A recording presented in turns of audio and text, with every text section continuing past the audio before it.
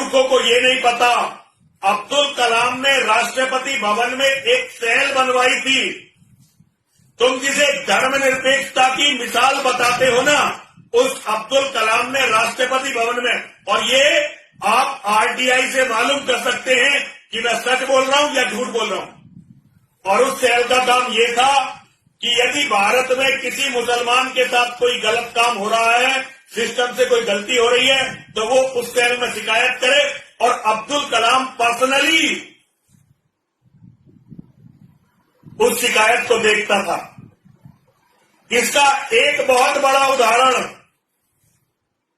अफजल गुरु संसद पर हुए हमले का जो मुख्य षड्यंत्रकारी था, उसको जब फांसी की सजा हो गई तो वो ये नहीं चाहता था कि वो राष्ट्रपति को दया याचिका भेजे, क्योंकि उसे लगता था कि दया याचिका का कोई फायदा नहीं है। लेकिन अब्दुल कलाम ने व्यक्तिगत रूप से इंटरेस्ट लेकर अफजल गुरु की पत्नी, उसकी मां और उसके बेटे को बुलाया अपने पास। ये ऑन रिकॉर्ड है, राष्ट्रपति भवन का रिकॉर्ड है, इसे मिटाया नहीं जा सकता। इसे कोई भी हिंदू चेक कर लेगा। और इसके लिए अब्दुल कलाम ने रास्ता बनाया। एक शिकायत अब्दुल कलाम की उस सेल पर आई जो उसने मुसलमानों के लिए बनाई थी। शिकायत आने के केवल 2 दिन के अंदर अब्दुल कलाम ने अफजल गुरु की पत्नी, उसके बेटे और उसकी मां को मिलने का समय दिया। जो लोग भारत के राजनीति के सिस्टम को जानते हैं, जो भारत के गवर्नर और प्रेसिडेंट, राष्ट्रपति और राज्यपाल के प्रोटोकॉल को जानते हैं, वो ये जानते हैं कि 2 दिन में राष्ट्रपति से मिलना किसी भी तरह से संभव नहीं होता। ये तो आम व्यक्ति के लिए क्या, मंत्रियों के लिए भी संभव नहीं है। लेकिन अब्दुल कलाम के लिए अफजल गुरु के परिवार के लोग अपना ही परिवार थे, और सारे के सारे जितने भी प्रोटोकॉल हैं उन्हें तोड़कर केवल 2 दिन के अंदर अब्दुल कलाम उनके परिवार से मिला। और उसने परिवार के लोगों से कहा कि आप जाइए, ऑन रिकॉर्ड है ये बात। अब्दुल कलाम से मिलने के बाद अफजल गुरु ने जब अफजल गुरु का परिवार अब्दुल कलाम से मिल गया तो फिर वो जेल में अफजल गुरु से मिलने गए और अफजल गुरु ने दया याचिका डाली। भारत की सबसे घटिया सरकार उस समय थी। कांग्रेस का ये यूपीए 2 शुरू हो गया था।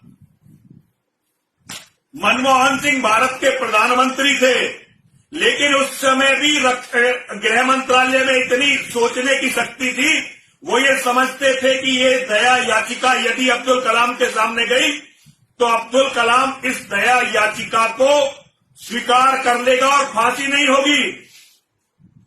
तो 2 साल तक गृह मंत्रालय ने, जब तक अब्दुल कलाम रिटायर नहीं हो गया, वो दया याचिका अब्दुल कलाम के सामने जाने नहीं दी। ये आधिकारिक चीजें बता रहा हूं आपको।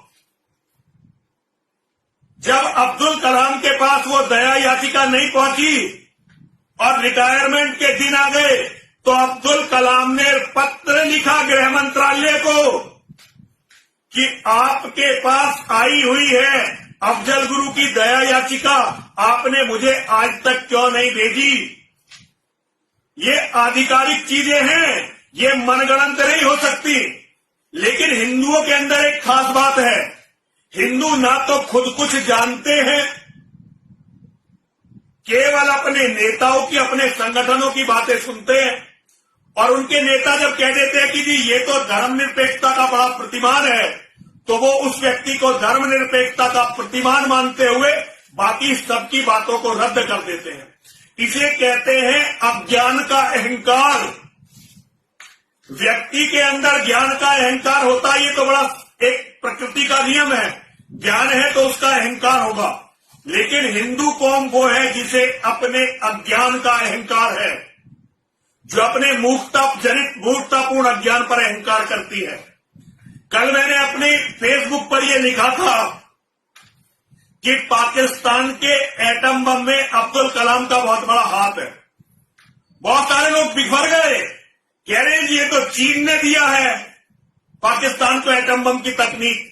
अरे मूर्खों, तुम्हें पता नहीं है, चीन ने तो आज तक किसी देश को एक प्लग बनाने की भी तकनीक नहीं दी।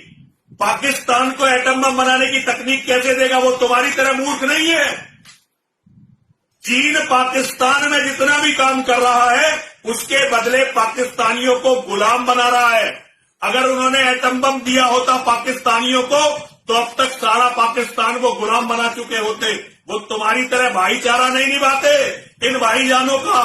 वो अपने लोगों को इनका सहारा नहीं बनाएंगे, बल्कि वो इन मांसाहारी राक्षसों को निगल जाएंगे।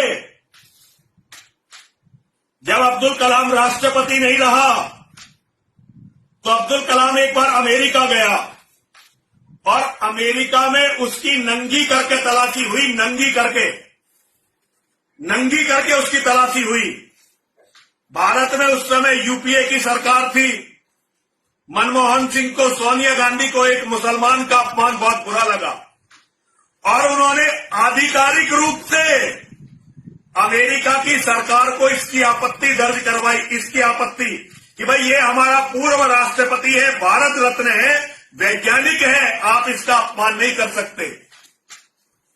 बहुत जल्दी अमेरिका की सरकार ने 124 फाइलें भारत के विदेश मंत्रालय के सामने रखी।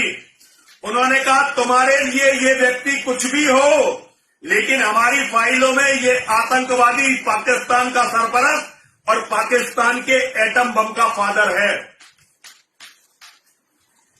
इस बात को टॉप पर बैठे हुए सभी लोग जानते हैं अच्छी तरह से, लेकिन पूरे देश में आपको ये बात कहते हुए मेरे सिवा कोई नहीं मिलेगा, कोई नहीं मिलने वाला। आज के 10 साल बाद जब मेरी बातों का एनालिसिस होगा, मुझे तो आतंकवादी मार देंगे पक्का, क्योंकि भारत के अंदर हिंदुओं की सबसे कट्टर आवाज यति नरसिंहानंद सरस्वती सारी दुनिया के आतंकवादियों के निशाने पर है। मुझे तो मरना ही है, लेकिन तुम जो लोग मुझे गलत बता रहे हो, कभी मेरे तथ्यों की जांच करके देखना। मेरे तथ्यों की जब जांच करके देखोगे तो सब कुछ फट जाएगा।